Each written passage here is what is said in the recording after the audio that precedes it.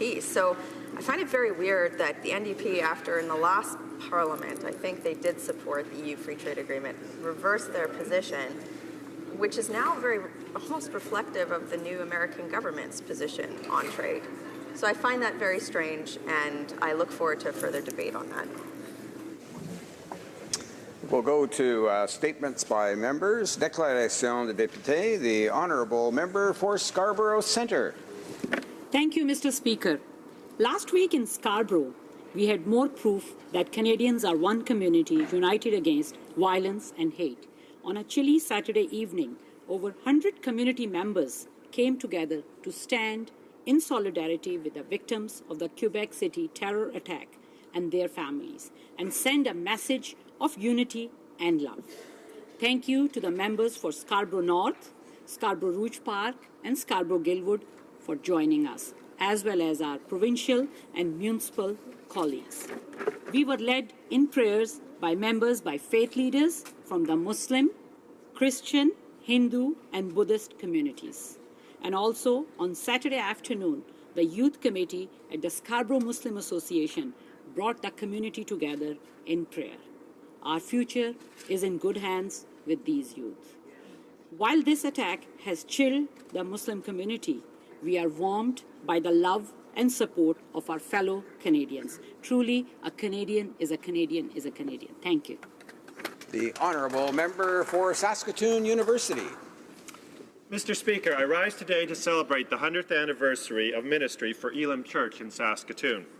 From its early beginnings as a small prayer meeting in a home, the church has grown to be one of the largest churches in Saskatchewan. Elim is multi-generational, multicultural, as one of the most ethnically diverse congregations in Saskatoon. Over the years, Elim has made a priority of caring for their community through their extensive volunteer work. Elim operates a seniors' home, provides language training, and sponsors refugee families. In the past year, they have sponsored 2 refugee families and anticipate a 3rd family's arrival soon. Annually, they provide tens of thousands of dollars to help those who are marginalized, both in Saskatoon and around the world. They seek to be a beacon of light as a Christian community on the journey to become more like Jesus. Congratulations, Elim, for 100 years of giving hope and help to every life that you have touched. The Honourable Member for Bourassa. Mr. Speaker, on February 6th, we launched Black History Month at the Canadian Museum of History. I would like to thank the Prime Minister for his presence and for his well-received speech. I would also like to thank the Minister of Heritage, all of my colleagues in this House, including all parties, senators, as well as the hundreds of people from coast to coast who traveled to highlight the contribution of Afro-Canadians. This year, Viola Desmond was chosen for the $10 bill to recognize her influence on the civil rights movement. We also pay tribute to Mathieu da Costa on the Canada Post 2017 stamp. Diversity is a source of wealth and one of Canada's greatest strengths. It is essential for the prosperity of our country. Thank you. For North Island, Powell River. Mr. Speaker, today I rise in support of the locked-out workers at Texada Quarrying on Texada Island. The Texada Quarry is a profitable operation owned by a multinational firm, Lafarge Holcomb. On October the 17th, the company locked out more than 60 workers after unsuccessful contract negotiations. Since that time, locked-out workers and their families have lived through a difficult holiday season and a long winter. It may come as a surprise to some members of this House that workers affected by labor disputes are not eligible for employment insurance. This simply doesn't make sense in the case of companies when they are locking out workers. New Democrats know that we must improve the employment insurance system so that it better meets the needs of working people in this changing economy. I believe it is high time for us to amend the EI Act so that workers affected by lockouts can access employment insurance benefits, benefits that they have paid into for decades in some cases. Member for Vancouver Quadra. Mr. Speaker, I'm honoured to stand in the House today to remember Musqueam Elder Henry Charles, who passed away on January 28th, early in the morning. Henry Charles was a member of the Musqueam Band. He grew up on traditional territorial lands adjacent to the University of British Columbia, lands that were home to the strong, united Musqueam people for thousands of years. Charles Henry was a pioneer in recognizing the importance of preserving Hankuminam, the local Musqueam language. As a native historian, storyteller, official Musqueam speaker, and greeter, Mr. Charles's effort to preserve and revitalize his traditional language celebrates his community's unique worldview and preserves its traditional knowledge for future generations. He forged connections between storyteller and listeners that promoted literacy, the love of language, intercultural understanding, and appreciation between Indigenous and non-Indigenous peoples alike. Beloved husband, father, grandfather, Henry was an exemplary elder, and he will be dearly missed by all. Honourable member for Edmonton West. Thank you, Mr. Speaker. I rise today to pay tribute to the stars of Edmonton.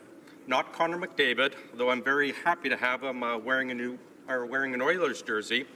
I want to pay tribute instead to the many charities and organizations, especially in my riding of Edmonton West, that tirelessly serve our citizens. Organizations like the Meyer Centre for Autism, where they're leading the country with new ways of helping children with autism and with their families. Or the Elf Society, where they help the disabled live their lives with love and dignity. Kids on Track, where they mentor children at risk to be future leaders. And Goodwill Alberta, training and employing the disadvantaged and the disabled so that they can enjoy full lives and look forward to a better future. These and too many others to mention just a minute are what make Edmonton and my riding of Edmonton West the heart of our city. I thank them for all their many volunteers and their supporters for all they do day after day, for the love and care of their fellow Edmontonians. Yes, we do have Connor McDavid, but we have many greater stars in Edmonton. Thank you, Mr. Speaker. The honourable member for Cumberland Colchester. Thank you very much, Mr. Speaker.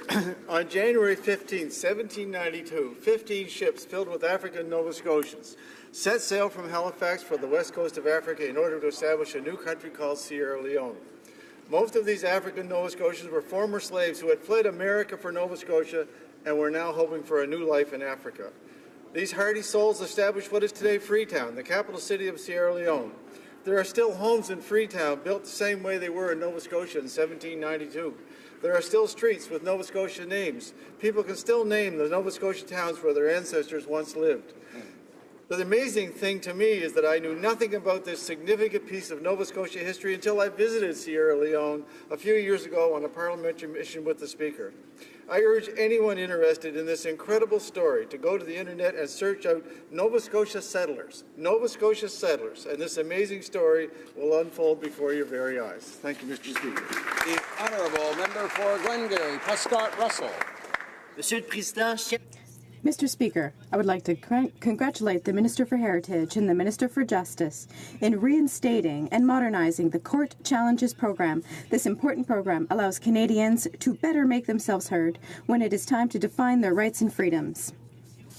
As a member for a riding that represents the most francophones outside of Quebec, I am pleased by this announcement. 15 years ago, almost to the day, Franco-Ontarians stopped the closure of the only Francophone teaching hospital in Ontario, the Montfort Hospital. Without this essential program, it would not have been possible to prevent the Conservative Harris government from infringing on an essential institution for the Francophone community. The Conservative government decided to cut this program in 2006. Mr. Speaker, it took Prime Minister Trudeau to reestablish the program, and it took another year to reestablish it. The Court Challenges program, in its modern form, is proof that our government is committed to protecting human rights as well as official language rights.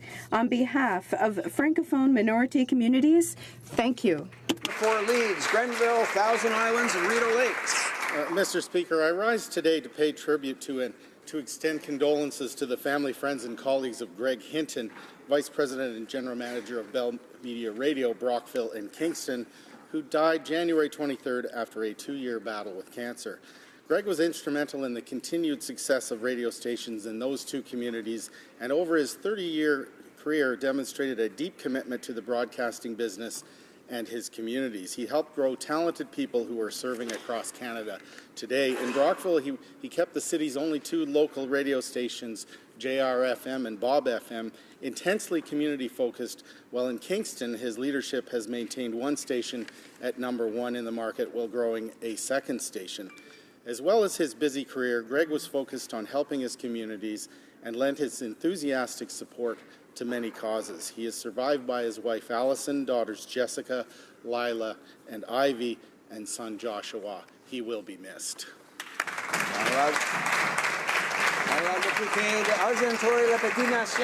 The Honourable Member for Argenteuil-La-Petite-Nation. Mr. Speaker, the 51st Canadian Ski Marathon will happen this weekend in the lovely riding of Argenteuil-La-Petite-Nation.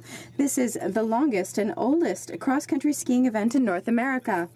This same marathon is the one where the legendary Herman Smith Johansson, best known as Jackrabbit, participated until he was 105 years old.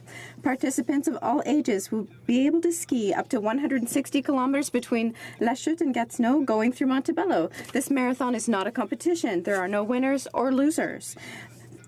The main goal is to go beyond one's own limits. Skiers can participate on their own or as part of a team and choose between 5 categories, and one of which will allow them to set their own goals for the various trails. I would like to thank Frédéric Médard and his team, as well as the many volunteers without whom this event would not happen. Thank you, Mr. Speaker. The Honourable Member for Longueuil, Charlemagne. Mr. Speaker, I rise today to pay tribute to Sergeant Jacques Nadeau, who left us on February 2nd when he was 95 years old. Sergeant Nadeau was with the Montreal Fusiliers on August 19, 1942, when his regiment fought in Dieppe and where he was captured. He was finally freed in 1945 and remained a career soldier with the Canadian Armed Forces before retiring in 1971. I wish to offer my most heartfelt condolences to his loved ones. Sergeant Nadeau also had a family of comrades, the Fusiliers, with whom he was in Dieppe on that day. He lost a friend over there, Mr. Robert Boulanger. This year is the 75th anniversary of Dieppe, and we will always remember those who were part of it on land, in the air, and on the sea. Thank you, Sergeant Nadeau. The Honourable Member for Souris Moose Mountain. Mr. Speaker, next Wednesday, February 15th, is not only Flag Day, but also Ski Day on the Hill. Hey. This wonderful event provides an opportunity for parliamentarians to come together and recognize the importance of physical activity for Canadians while enjoying some cross-country skiing and other winter activities. Ski Day on the Hill is also a fun way to raise awareness about National Health and Fitness Day, which takes place this year on June 3rd. I encourage all communities across Canada to proclaim National Health and Fitness Day and join us in making Canada the fittest nation on earth. I would also like to thank Senator Nancy Green-Rain for her tireless work in putting this event together and for her continued advocacy and promotion of physical health for Canadians. As the critic for sport, I invite all Canadians to bundle up, head outside, and get active in whatever way works best for you. And for those of us sitting long hours in these seats, I encourage you to get up off your behinds and join me in taking one activity off your Participation 150 playlist.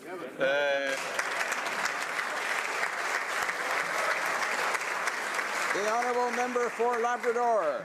Thank you, Mr. Speaker. I was proud to be in Iqaluit yesterday with the Prime Minister, ministers of our government, and Inuit leaders as we signed a declaration to create the Inuit Crown Partnership. This establishes a new chapter in governments between Inuit and the Government of Canada. It includes the implementation of the Inuit land claims agreements, social development, and reconciliation between Inuit and the government. As the new Inuit-Crown relationship moves forward, immediate action will be taken to address painful memories of the past, including relocations and the treatment of Inuit during the tuberculosis epidemic of the 1940s and the 60s, and including the many relocations from their historic communities and villages. It will address the dark decades of residential schools and work together with Inuit to advance the strategy on reducing suicide and building stronger communities together. The Inuit Nananget declaration demonstrates the shared commitment of the renewed Inuit-Crown relationship between the Inuit Taptrini and Kanetti and the Government of Canada, and it underscores the common goal of creating prosperity for all Inuit, which benefits all Canadians. This is a proud and historic moment in The honourable member for Cowichan, Malahat Langford. In November of last year, the BC Child and Youth Advocacy Coalition released its BC Child Poverty Report, which shows the growing income inequality among BC families that has 1 in 5 of our children living in poverty, a statistic that has not changed in 2 decades.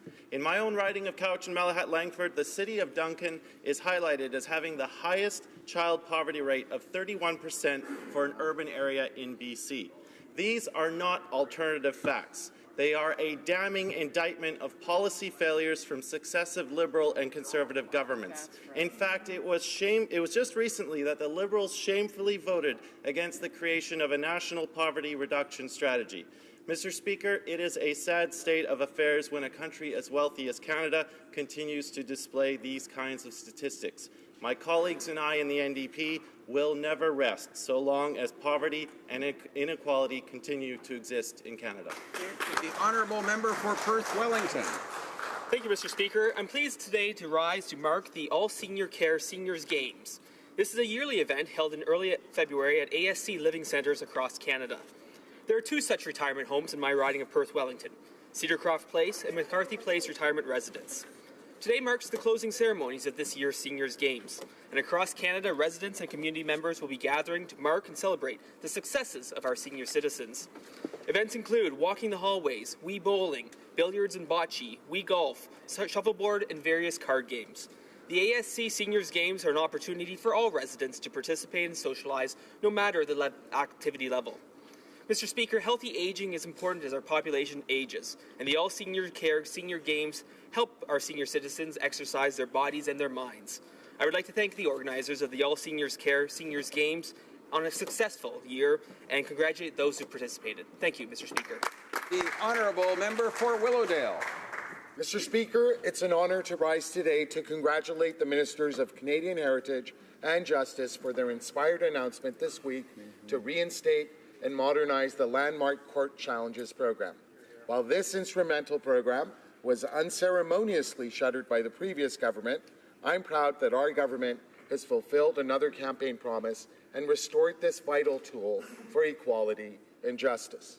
From helping clarify Métis Crown relations in the landmark Daniels ruling to playing a vital role in the long legal struggle for same-sex rights and marriage equality, the Court Challenges program is a uniquely Canadian program that has repeatedly ensured we as a society fulfill our loftiest ideals and aspirations.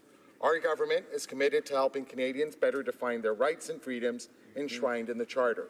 I am particularly proud of the fact that the modernized Court Challenges program will significantly reduce the systematic barriers to justice that many in our society, whether they be First Nations, youth, immigrant communities, or the working class, too often face. Thank you, Mr. Oral questions. Questions orales. L'honorable député de Carleton. The honourable member for Carleton. The Prime Minister's meeting with the President must not turn into an episode of The Apprentice. 1/5 of our workers depend on Canada-US trade for their jobs. Donald Trump wants to move those jobs south. The Liberals are working hard to help him. New Liberal carbon taxes, payroll taxes, and taxes on small businesses are driving jobs out of our country. Mr. Speaker, when will this government stop taxing jobs out of Canada? Making America great again. The Honourable Minister of Families, Children and Social Development. Thank you, Mr. Speaker. All members of this House, I think, know how important it is to support our economy in order to grow our middle class. All members of this House also know that it's important in that process to work towards sustainable development that is going to create clean growth, clean air, clean water for this generation and future generations. And all members of this House also know how important it is to ensure that the most vulnerable Canadians are protected and assisted in order to join our middle class. Thank you, Mr. Speaker. The honourable member for Carleton. Well, this Liberal carbon tax will not only cost people their jobs, it'll cost them a fortune. That's why the Liberals have censored Finance Canada documents showing the cost of the tax on the poor and the middle class. Today we learned that the Finance Minister also censored from his economic update projections showing that the deficits will continue well into 2050. Mr. Speaker, is this government's tax and borrow addiction so bad that they have to cover up its symptoms? The Honourable Parliamentary Secretary to the Minister of Finance. Thank you, Mr. Speaker, and I'd also like to thank my colleague for his question. Our government is committed, Mr. Speaker, to helping the middle class and those that are working so hard to join it. The report which we tabled in an open and transparent way shows that our fiscal situation is sustainable over the long term. The report supports our plan to invest in the economy and grow the middle class. As we implement this plan, we will make every dollar count and we'll be fiscally responsible with every decision that we make. Thank you, Mr. Speaker. The honourable member for Carleton. Mr. Speaker, this finance minister is like a human Roomba, hovering in all directions, trying to vacuum up any money he can find. He started by borrowing twice as much as he promised, then gas taxes, payroll taxes, and higher small business taxes. And now he's trying to raise taxes by thousands of dollars on the soldiers who are fighting ISIS in the Middle East. When will this government realize that its spending is the problem and take its hands out of the pockets of hardworking Canadians? The Honourable Minister for Families, Children and Social Development. Thank you, Mr. Speaker. I'm very pleased to take this opportunity to provide reliable facts to this House and to all Canadians. One thing that is certainly well known is that we have put into place a reduction in middle-class taxes, benefiting 9 million middle-class taxpayers and increasing taxes on the top 1% of Canadians.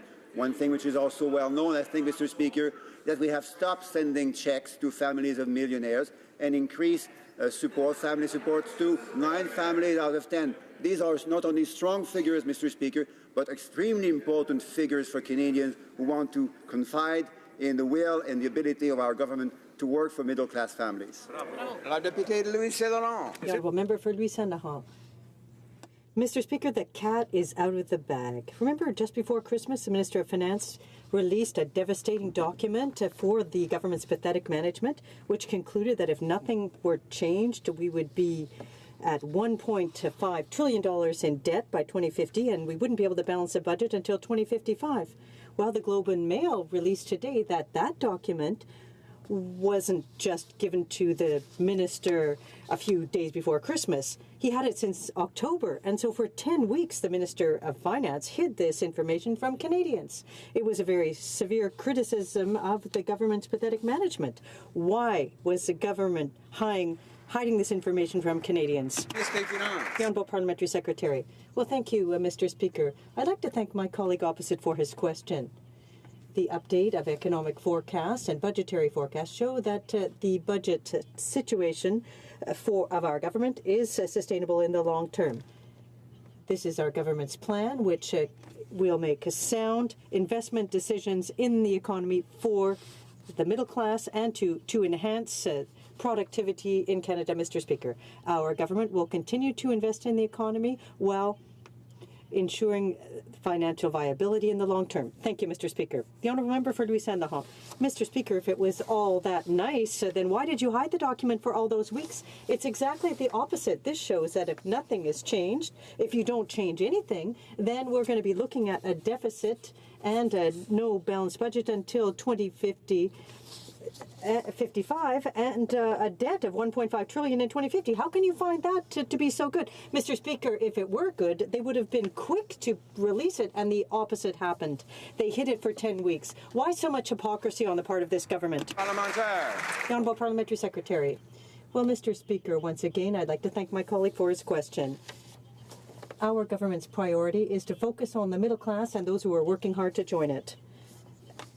Our government, Mr. Speaker, has taken steps for the middle class. We introduced a child benefit for Canadian families, and we are helping our seniors. Mr. Speaker, our government is going in the right direction, and we will continue to move forward. Thank you, Mr. Speaker. For Victoria. After having broken its promise on election reform, the Prime Minister refused to apologize to Canadians. What's more, he's trying to use misinformation to defend this act of betrayal. According to him, we should keep the current voting system to prevent a right-wing government from taking power. Really? A Conservative government in Canada? My question is simple. Was the Prime Minister asleep during the 10 years that Stephen Harper was in power? The Honourable Minister for Democratic Institutions. Merci, Monsieur le Président. Thank you, Mr. Speaker. My work as minister is to enhance and protect democracy in Canada. I'm very keen to work with all members of this House and to do this work to ensure transparency, etc., to ensure that Canadians have the right to vote, can't have access to the vote, and I'm eager to work with all here to improve democracy. The Prime Minister of Canada, Mr. Speaker, is spreading alternative facts on democratic reform. According to the Prime Minister, it wasn't his fault he broke his promise. Are you ready? It was the NDP's. Talk about desperate. Let's talk about real facts. The current system provides 100% of the power to a party that gets 39% of the vote. The Prime Minister promised to change all that, and then he broke that promise. Do the Liberals not understand that blaming everyone else for their broken promises is exactly what breeds cynicism in politics? The Honourable Minister of Democratic Institutions. Thank you, Mr. Speaker. It's a great pleasure for me to rise today as the Minister of Democratic Institutions because it's my job, in fact, as many members in this House know, to improve, to enhance, and to secure our democracy in this country. And our job, as I've said time and time before, as leaders in our communities, as politicians, and those that care and are deeply embedded in the democratic process, is to do all that we can to combat cynicism, to encourage citizens to participate, and to ensure that everybody who has the right to vote has access to that vote. Thank you, Mr. Speaker. Honourable Deputy de Abitibi. The Honourable Member for Abitibi, Bay James, Nunavik, EU. Speaker, it's broken promise after broken promise with this government. A new report from the David Suzuki Foundation states, and I quote, almost 1 year after the budget announcement, the process for attaining clean and safe drinking water for First Nations remains flawed. End of quote. I wrote to the Prime Minister yesterday, Mr. Speaker, to thank him for his interest in our youth's storage capacity for canoes and paddles. But the real question here is, will the government respect its election promise to end boiling water advisories in all communities? The Honourable Parliamentary Secretary to the Minister of Indigenous Affairs.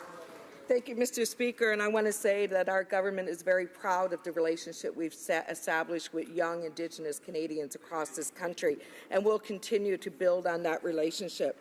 In terms of the Suzuki report released yesterday, I think that it's important to note that our government stands by our commitment to end long-term drinking water advisories within 5 years. And already we have lifted 18 long-term drinking water advisories on First Nations in this country that had not been dealt with in decades before. In addition, Mr. Speaker, I want to point out that some of the projects highlighted in the report yesterday are near completion, despite what the report says. The Honourable Member for Abitibi, Bay James, Nunavik, AU. Well, Mr. Speaker, the Liberals promised to lift all 130 of them, not just 18. This week, the commissioners responsible for the inquiry on missing and murdered Indigenous women implied that it was up to families to participate in the inquiry or not. I wonder how many families know that it's up to them to contact the inquiry in order to participate. We've already heard about the frustration and confusion that these families are facing. Could the Minister explain the changes made to the inquiry process to make it more transparent and inclusive? The Honourable Parliamentary Secretary.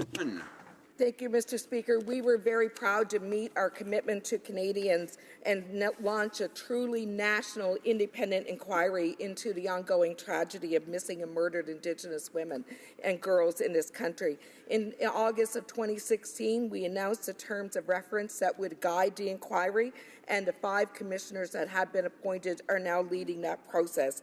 Mr. Speaker, we are hoping that this inquiry will also be able to make recommendations on urgent action that is needed, such as the known root causes with investments in women's shelters, housing, education, and children across Indigenous Canada. Honourable Member for Central Okanagan, Similkameen Nicola. Mr. Speaker, yesterday I asked why the Liberals took away CMHC insurance when Canadian families refinanced their mortgage. The talking point in response was about the mortgage stress tests and long-term affordability. My question had nothing to do with stress test changes. It's alarming that Liberals don't seem to know the difference between stress test requirements and taking away CMHC insurance for those who refinance. Increasing interest costs on refinanced mortgages hurts middle-class Canadians and it hurts affordability. Will the Liberals reverse this punitive and damaging change, Mr. Speaker? Honourable Minister of Families, Children and Social Development. No, the Honourable Parliamentary Secretary to the Minister of Finance. Thank you, Mr. Speaker. Our government is committed to helping the middle class and those working so hard to join it. And we will continue, Mr. Speaker, to monitor the market to protect middle-class Canadians. Mr. Speaker, our government is also taking a long-term view of the way that the mortgage markets are functioning by reviewing the distribution of risk in mortgage lending. To support affordability in housing, we've committed $2.3 billion in Budget 2016 for affordable housing, and the Minister of Families, Children and Social Development is leading the development of this national housing strategy. Our government will continue to closely monitor the housing market, and we will continue to work with provinces and municipalities to tackle affordability and financial stability. Thank you, Mr. The Honourable Member for Portneuf-Jacques-Cartier. Mr. Speaker, this government has been at the helm for more than a year, and already several promises have been broken. They can boast and claim that they put more money in the pockets of 9 out of 10 families, but the truth, Mr. Speaker, is that the middle class and families have less money in their pockets under the Liberals in power. This government is blithely wasting money without counting, not creating full-time jobs. When will the government take its responsibility, start governing responsibly, and stop indebting Canadians, Mr. Speaker? The Honourable Parliamentary Secretary to the Minister of Finance. Order, please. Well, thank you very much, Mr. Speaker, and I'd like to thank my colleague for his question. I'm always happy to rise in the House to talk about the wonderful accomplishments of this government to help the middle class. First of all, Mr. Speaker, under this government, we have cut taxes for the middle class. 9 million Canadians benefited from that, and our government, or that the members opposite, voted against this measure. Our government has also introduced the Canada tax benefit, which provides on average money for Canadian families. But there again, the members opposite voted against that initiative. Lakeland. Mr. Speaker, tens of thousands of Albertans are out of work. There's a new crippling carbon tax on everything, and now apparently a plan to phase out world-class energy production. The oil sands provide 425,000 jobs for Canadians and partnerships with thousands of businesses across Canada. Every one job in the oil sands creates 2.5 jobs from coast to coast. Any other world leader would value this strategic asset and long-term energy security, but the Liberals have turned their backs on Alberta. When will the Prime Minister finally champion Canadian energy and Canadian jobs? Parliamentary Secretary to the Minister of Natural Resources.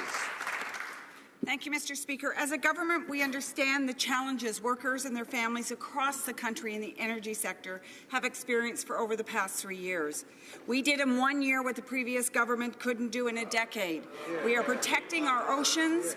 We are pricing carbon pollution, all the while putting middle-class Canadians back to work. We said that major pipelines could only get built if we had a price on carbon pollution and a strong environmental protection in place. Our support for getting our resources to market and reflects a balanced approach that ensures the environment is protected, a fair price for commodities is received, and creates good, Honourable Député de Beauport. The Honourable Member for Beauport, Côte de Beaupré, Île d'Orléans, Charlevoix. Mr. Speaker, For a year and a half, the Liberals opposite have been in power. For a year and a half, the economy has been mismanaged, there's been no full-time jobs created, and they've abandoned our small and medium-sized businesses. What does the government come up with in terms of a solution? To overtax SMEs, cutting into their income, the income that would help them, revenues help them hire members of the middle class, and this to fund their out-of-control spending. Why is this Prime Minister directly attacking those who contribute the most to our economy? Secretary Parlementaire. The Honourable Parliamentary Secretary for Small and Medium-Sized Businesses. And I'd like to thank my colleague for a question. This government does understand the importance of small and medium-sized businesses. We understand they're the backbone of the economy. They're proud of the work that they do, especially in the tourism industry, where we've seen booms this summer. 192,000 businesses, small and medium-sized businesses, are in that $90 billion. And they are a small business, my friend, yes. Also, with the investments we've done in infrastructure, that too is small and medium-sized businesses. We're doing a lot to help them and will continue to do so. Member for Sarnia-Lambton. In my riding, the Chamber of Commerce is worried about all the things the Liberals are doing to kill small business and eliminate job expansion, like the carbon tax, higher taxes for business, more regulation, and concerns about being uncompetitive with our neighbours south of the border. Then, when the Liberals could give us infrastructure money to create 3,000 jobs in my riding, the infrastructure minister has done nothing about it in a year and a half. Mr. Speaker, when will the Liberals put their money where their mouths are and support creation of jobs in my riding? The Honourable Minister of Innovation, Science and Economic Development. Mr. Speaker, I thank the honourable member for her question because it gives me an opportunity to remind the House that we've invested $12 million in Sarnia-Lambton in Bioindustrial Innovation Canada for 478 jobs. And this is a pattern, Mr. Speaker, that is repeating itself across the country with the Innovation Ministry, with the Infrastructure Ministry. We are investing in Canadian technology. We are creating Canadian jobs, including in Sarnia-Lambton, Mr. Speaker. Member for South Surrey White Rock. Thank you, Mr. Speaker. The Conservative government funded over 500 infrastructure projects in Alberta, worth $7 billion combined total funding with provinces and municipal partners. Under the Liberals, only one announced project in Alberta has started construction. Mr. Speaker, there's a serious job crisis. Yesterday, I did not get an answer from the minister, so I will ask it again. When will the Liberals uphold their promise and fast-track the $700 million in infrastructure funds to Alberta? The Honourable Parliamentary Secretary to the Minister of Infrastructure and Communities. Thank you, Mr. Speaker. I thank the member for her question. As she knows, we were elected on a platform to deliver a historic plan to invest in infrastructure. We're delivering on our commitment by investing more than $180 billion in over 12 years to create long-term growth jobs for the middle class, create a low-carbon economy, a green economy, and improve social inclusion. In Alberta, we've approved 127 projects, Mr. Speaker, which compares favorably, Mr. Speaker, to 4 projects announced in 2014, 5 projects in 2014, and 2 projects in 2013. We're busy building an economy, Mr. Speaker, while the party opposite spent 10 years deconstructing. The Honourable Member for Salaberry-sur-Roi. Order, please. Mr. Speaker, young Canadians, including many who voted for the first time, voted for the Prime Minister because he had committed to changing the way we vote. We can understand how disappointed they were when the Prime Minister broke that promise last week. When elected officials don't keep their word, and that contributes to a rise in cynicism and skepticism among young people in Quebec and Canada. What does the Prime Minister have to say to these young people who voted for him and who may well just be less interested in politics, period? The Honourable Minister.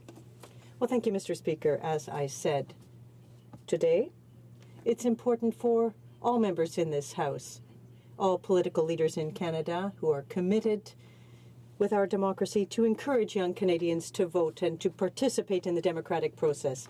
In addition, Mr. Speaker, we brought forth Bill C-32, which will have something for young people aged 14 to 17. We know that when people vote once, they vote for the rest of their lives. So, Mr. Speaker, we are taking steps to encourage young Canadians to participate, and I'm eager to work with my colleagues in this House in order to increase the participation of young people in our democracy. Honourable Member for Salaberry-sur-Roi.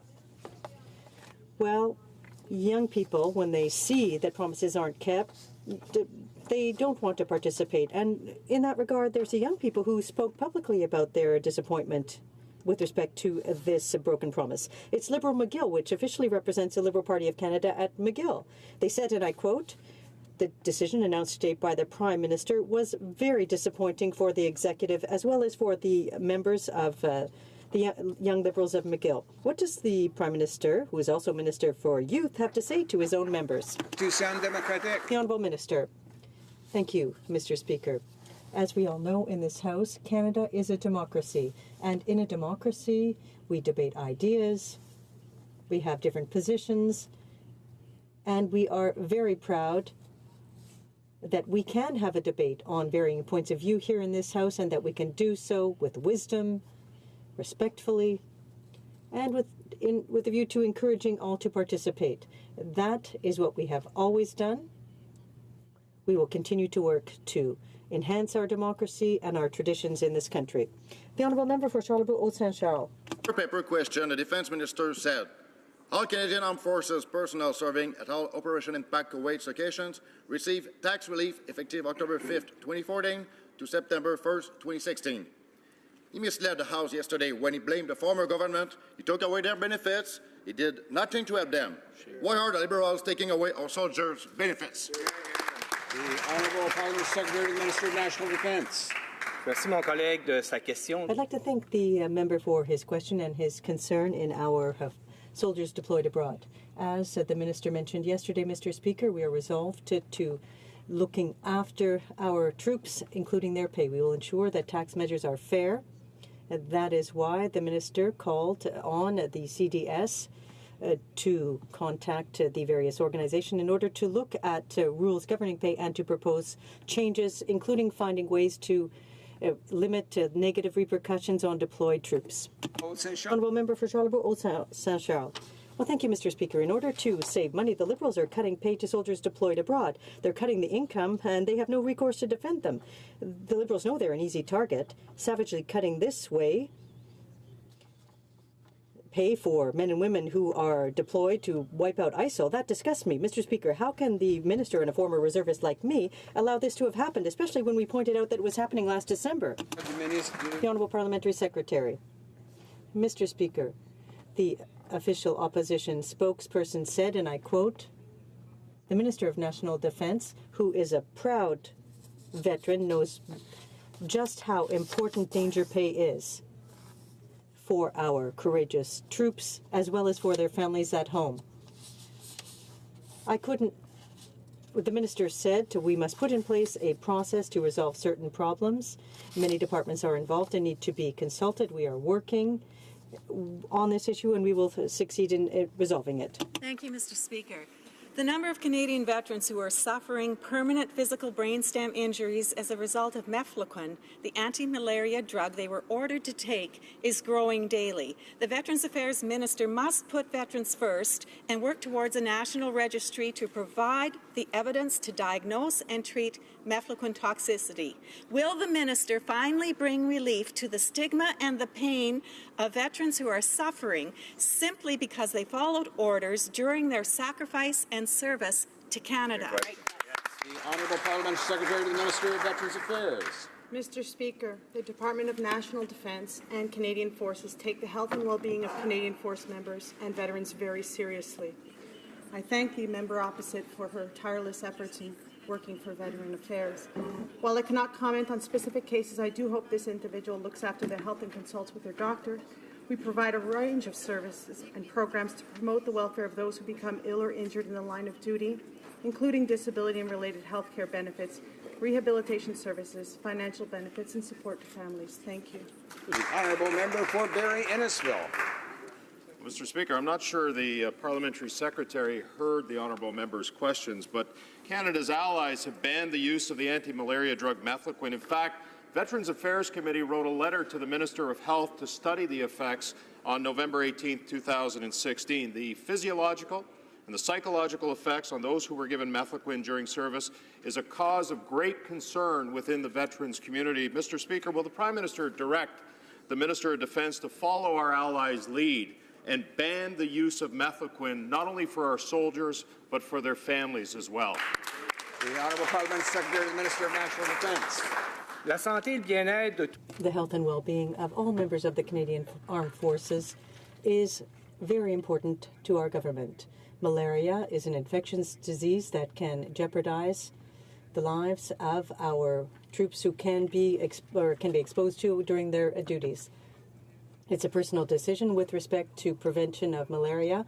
This decision is made in close cooperation with the member's health care provider and based on in-depth medical information. The use of mefloquine in the Canadian Armed Forces is currently under examination. Member for North Island, Powell River. Mr. Speaker, yesterday the Parliamentary Secretary to the Minister of Families, Children and Social Development said the reason the Liberals haven't delivered on their home care commitment is because of the provinces.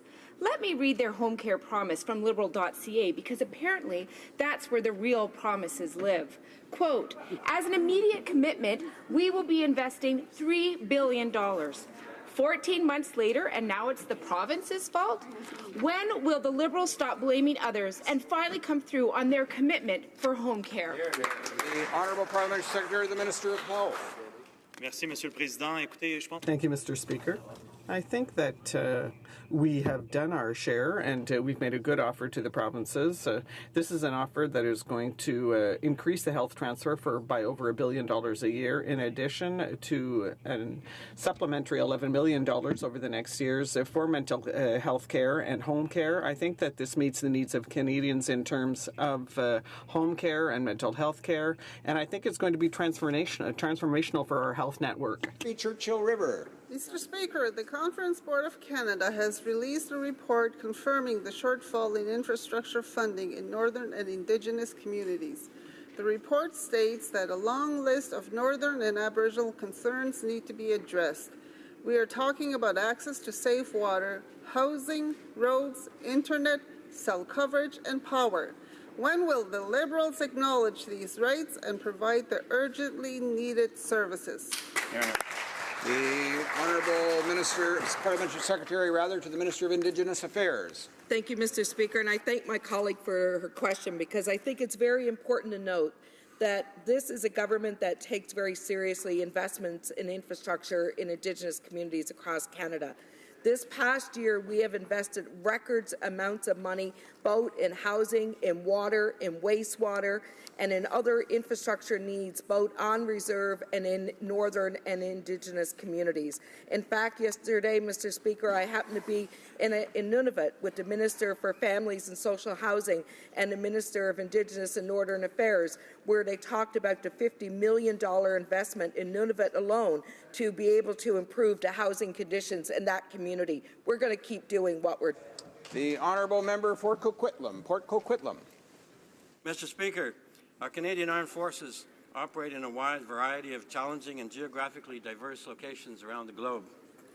Whether our forces are at home in Canada's north or abroad providing international humanitarian assistance and meeting our commitments to NORAD and NATO, they need to rely on the equipment our government provides them to get the job done.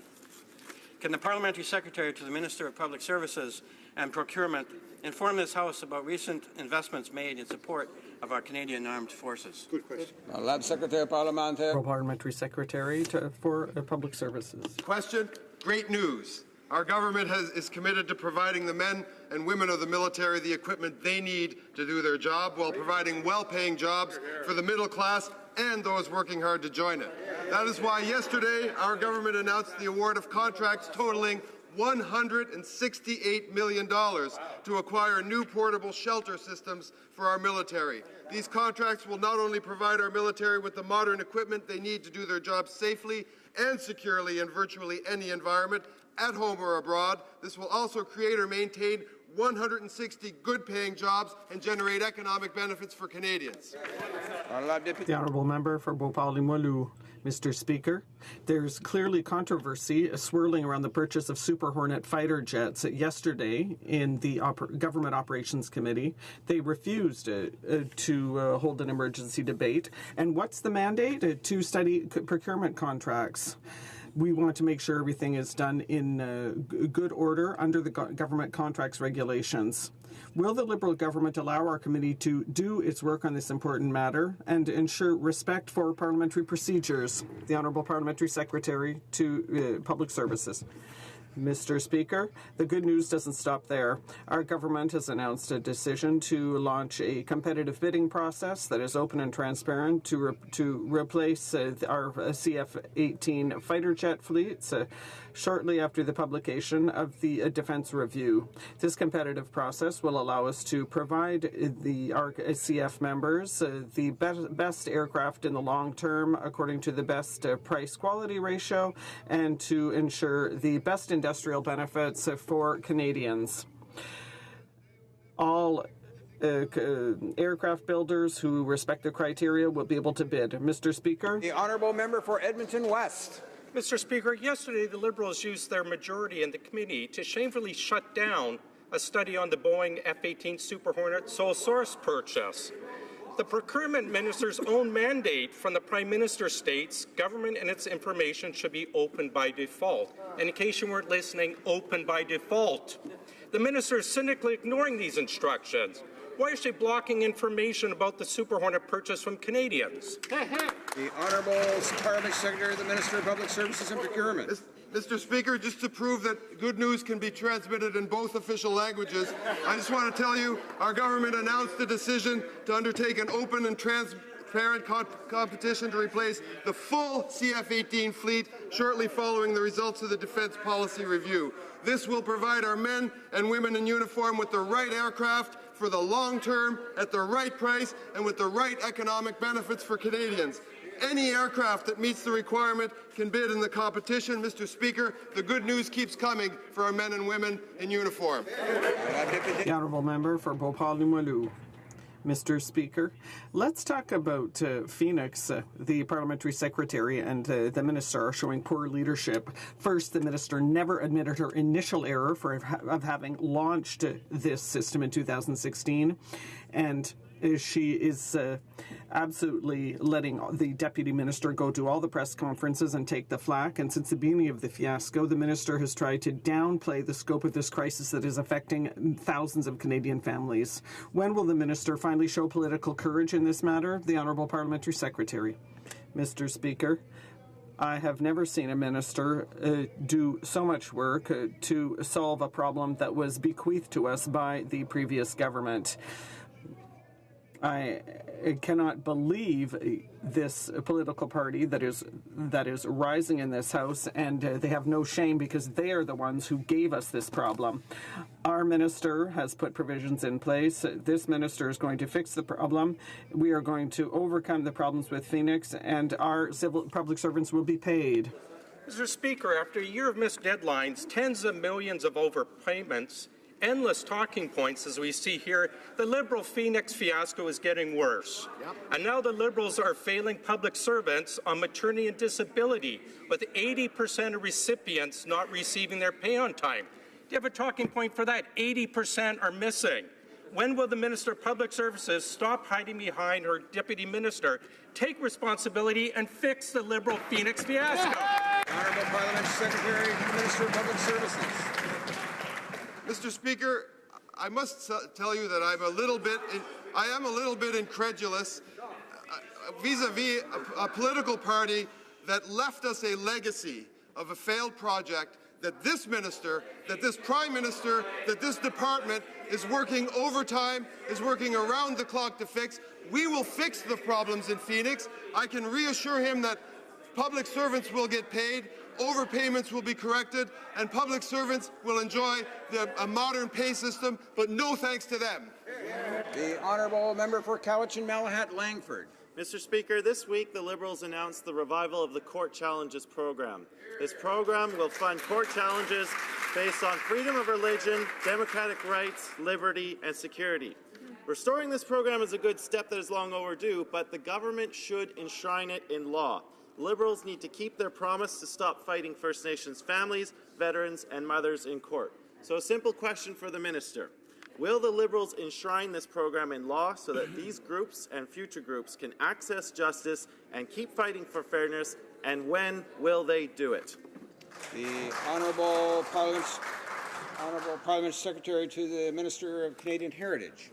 Mr. Speaker, our government is committed to protecting human rights and official language rights. In the context of the cross-country consultations on official languages, Canadians highlighted the importance of ensuring access to the legal system, which is why we reinstated the Court Challenges program, a program that has made a real difference in the lives of Canadians.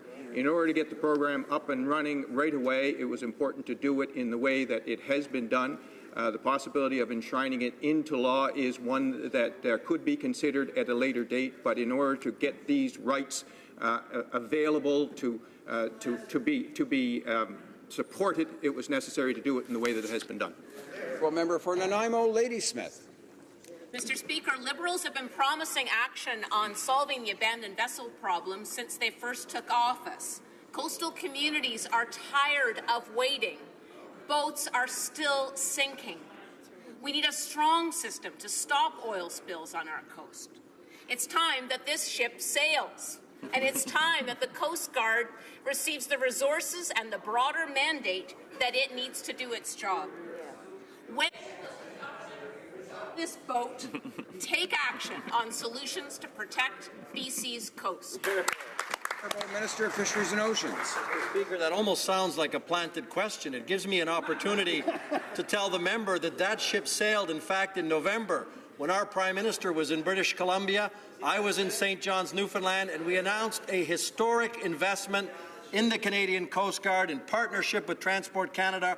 Our Oceans Protection Program, Mr. Speaker, is one of the most innovative and complete packages ever announced to protect marine ecosystems, to ensure that in the event of an oil spill, all of the resources are on site and available to clean it up quickly, and more importantly, Mr. Speaker, to prevent it. And I know that member will want to celebrate that with us. Honourable member for Cariboo, Prince George. Mr. Speaker, since introducing my private member's bill C-211, I've heard from hundreds, if not thousands, of individuals who are in the fight of their lives. There's no standard diagnosis of care for PTSD that is consistent from the East Coast to the West Coast. Our first responders, our veterans, our firefighters who have sacrificed so much for our country are not receiving the proper care and support needed to deal with PTSD. Mr. Speaker, lives are at stake. Simple question.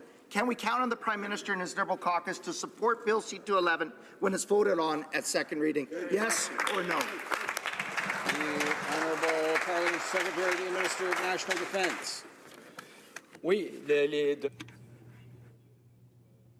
Looking after our soldiers is a priority for us. The Canadian Forces are determined to improve the treatment offered to members of the Canadian Forces suffering from PTSD. We've recently invested over $2 million over 4 years in cutting-edge technology that will contribute to mental health research. The military personnel is encouraged to ask for support, and they are also screened especially with regard to PTSD. Thank you. Honourable member for Calgary Nose Hill. Mr. Speaker, why has the government ended the practice of prioritizing persecuted Iranian LGBT as refugees to Canada? The Honourable Minister of Citizenship and Immigration. We welcome 40,000 refugees. That includes 25,000 resettled refugees, which is double what the previous government brought. We take seriously our refugee commitment to make sure that it's compassionate and focused on the most vulnerable people. We work very, very closely with the UN Refugee Agency and private sponsors to continue to identify the most vulnerable, and that obviously includes members of the LGBTQ2 community. The Honourable Parliamentary Member for Calgary Nose Hill. Well, Mr. Speaker, LGBT in Iran are beaten, tortured, executed, all while being sanctioned under the law, simply for who they are and for who they love. So to me, that's the definition of the most vulnerable. The minister didn't answer the question. The minister used the talking point of 25,000 Syrian refugees. I'm talking about the practice of allowing and prioritizing Iranian LGBT refugees coming to Canada. Why are the Liberals turning their back on the most vulnerable? No talking points, please. The Honourable Minister of Immigration and Refugees. We will take no lessons from the previous government when it comes to identifying and welcoming and being compassionate to those most vulnerable, as well as refugees in need of resettlement. We work very, very closely with the UN Refugee Agency to make sure that we continue to identify those in most need for resettlement, which obviously includes members of the LGBTQ2 community. Honourable Member for Ottawa West Nepean. Monsieur le Président. Mr. Speaker, the Federation of Canadian Municipalities recently announced a support project for cities in Jordan that are affected by the Syrian conflict and the resulting migratory pressure. In the context of this unprecedented migrant crisis, can the minister inform this House on how the government is helping these cities to cope with the situation? The Honourable Minister of the Francophonie. Mr. Speaker, we believe in the importance of developing local skills, including proximity government initiatives. Therefore, the government is looking to cities that welcome tens of thousands of refugees to help them to maintain stability in their region. The FCM project in Jordan will result in assistance for a dozen municipalities in managing their public services, including the contribution of female leadership. Cardston Warner. Mr. Speaker, Conservatives support tougher sentences and penalties for human trafficking. Through Bill C-38, the Liberals are shamelessly attempting to remove consecutive sentencing for human trafficking offenders. They are delaying to take action to combat this serious issue. We know the Liberals' track record of putting offenders ahead of the rights of victims. The minister claims to be compassionate for vulnerable people. So, Mr. Speaker, I wish to ask her this. When will she take concrete action to empower survivors of human trafficking and protect victims? Thank you, Mr. Speaker. Good. The Honourable Parliamentary Secretary to the Minister of Justice. Thank you very much, Mr. Speaker. Our government is very committed to ensuring that we do the right thing to protect victims and to combat human trafficking, the victims of which are among society's most vulnerable. The bill introduced by the Minister of Justice yesterday will give law enforcement and prosecutors new tools to investigate and prosecute certain human trafficking offences that can be particularly difficult to prove. It will also strengthen Canada's criminal law in response to trafficking in persons in a manner that is consistent with the Charter. Mr. Speaker, Bill C-38 will bring into force the private member's Bill C-452 with amendments to better protect victims while at the same time ensuring consistency with the Charter of Rights and Freedoms. Well done. The Honourable Member for Pontiac. Mr. Speaker, after Juno Award nominees were announced this week, fans of Canadian music are gearing up for an awesome party in Ottawa on April 2nd. But let's not forget that once again, Canadian artists are also well represented among the nominees for the 59th Annual Grammy Awards taking place this Sunday in Los Angeles. Indeed, Canadian artists have started from the bottom and now they're here across the world, from Montreal to Hong Kong, from Bangkok to Babylon. From hip-hop to indie rock, folk jazz and country to pop chart toppers, Canada is known for the diversity of its homegrown talent. So can this government provide the members of this House with an update on the state of Canadian recording artists on the international scene? Honourable Parliamentary Secretary to the Minister of Canadian Heritage. Mr. Speaker, I'd like to thank the music lover from Pontiac for that question. Canada has got a reputation for itself when it comes to music. You might ask, what do you mean? Well, Drake, Justin Bieber, and The Weeknd are in the top 10 global recording artists of 2016. The world is saying, Canada, baby, I like your style. When it comes to our music roster, we've got a really big team, and we should go tell our friends about it. Our government is proud to take care of our recording artists. We have no reason to be sorry for our dominance of the music charts, and look forward to more success in 2017. The Honourable Member for Fort McMurray Cold Lake. Mr. Speaker, the selling of sealskins has been an important economic driver for remote Inuit communities for hundreds of years. Through media campaigns and false information, activists have destroyed the international market for sealskins, dealing a crippling blow to those communities, which already face the highest rates for poverty and unemployment in the country. The European Union's 2008 ban on sealskin products was extremely damaging. So I asked the Prime Minister, when he addresses the European Parliament next week, will he demand that they drop the ban and stand up for Inuit communities? The Honourable Minister of Fisheries and Oceans. Thank you, Mr. Speaker, and I thank my colleague for the question because we too share his support for the Canadian sealing industry, for the Inuit communities, for fishers from all parts of the country who in fact have benefited from a sustainable and appropriate harvest of seals. Mr. Speaker, we think that Canadian seal products are amongst the best in the world. It's a humane hunt that's conducted in many parts of the country and has been for decades, and we will always tell the world about the importance of a sustainable seal hunt, and I thank that member for an opportunity to remind the House of our support for the seal hunt.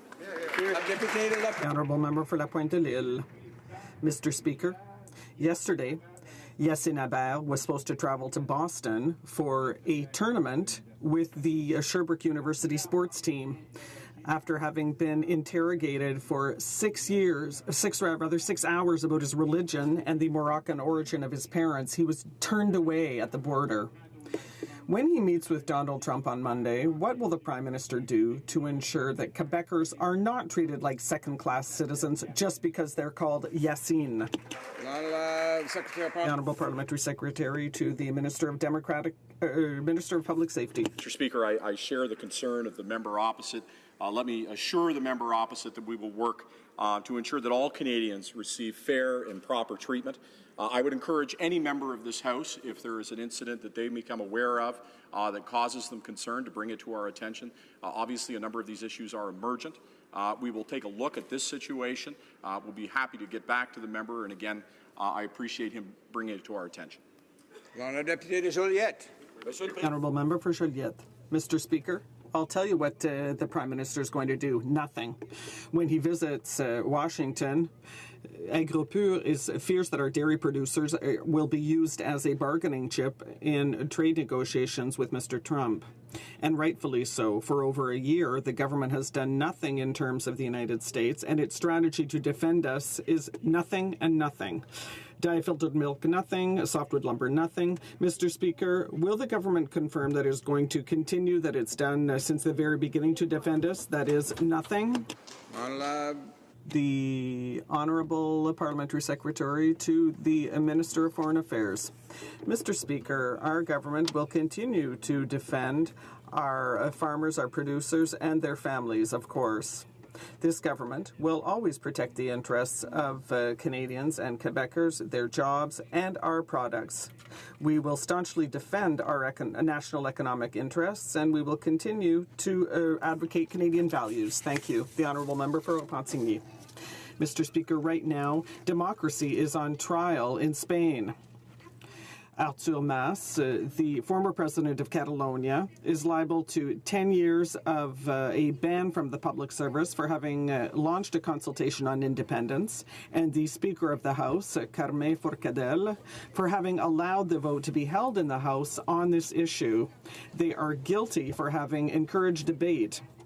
Will the federal government remind the Spanish government that all peoples, including the Catalan people, have a right to self-government and that it is unacceptable that democracy should be on trial in terms of Catalonian independence? The Honourable Parliamentary Secretary to the Minister of Foreign Affairs. Thank you, Mr. Speaker, and I'd like to thank the member for her question. As in all situations, the department officials are in contact with our counterparts in other areas of the world. This government remains firm in our position that human rights must be promoted and protected across the world, and we do so in all our conversations with our international counterparts. Thank you. Thank you, Mr. Speaker. My question is for the Minister of Environment and Climate Change. The Climate Change Accord was signed this past December by Nunavut's Premier Peter Taptuna. As a territory, Nunavut relies heavily on carbon-fueled air transportation and is 100% reliant on diesel energy. In addition, it's no secret that Nunavut has the highest cost of living, unemployment, and poverty in the country. In recognition of Nunavut's unique circumstances, will the minister ensure that carbon pricing will not increase the cost of living for Nunavut and work with the territory to ensure cost neutrality? Thank you, Mr. Speaker. The Honourable Minister of the Environment and Climate Change. I'd like to thank the member from Nunavut for his question and for his advocacy on the behalf of Nunavut. The Prime Minister was in Iqaluit this week. Our government is very committed to working with the government of Nunavut to ensure that we tackle climate change. In no place are we seeing greater impact of climate change than in the north, where hunters are falling through the ice because they can no longer tell the thickness. We need to be doing more. We are committed to working with the government on pricing pollution to ensure that that all revenues are returned to the government of Nunavut and that we design a solution that works for the people of the north. Thank you. Before we conclude question period for today, I would just like to bring to the attention of all honourable members a reminder, in fact, of the conventions that we use in the House pertaining to directing members' questions, comments, and or remarks to the chair. This is a long-established convention that we use in the House, and it avoids honourable members getting to the point of expressing their comments in the second person. That is to say, to use the word you and directing comments directly across the aisle. This helps, in fact, to keep the comportment of the chamber on track and to lessen, let's say, that there is enough controversy at times that we don't need to use those extra measures to provoke disorder in the House. Now, I have a notice of a point of order from the honourable member for Medicine Hat, Cardston Warner. Mr. Speaker, I'd like to rise in the House and offer an apology. During my question to the Minister on Human Trafficking, my iPad was in front that had an I support the oil sands sticker, and it was not meant as a prop, and I apologize for the House and would ask for that consideration. Thank you.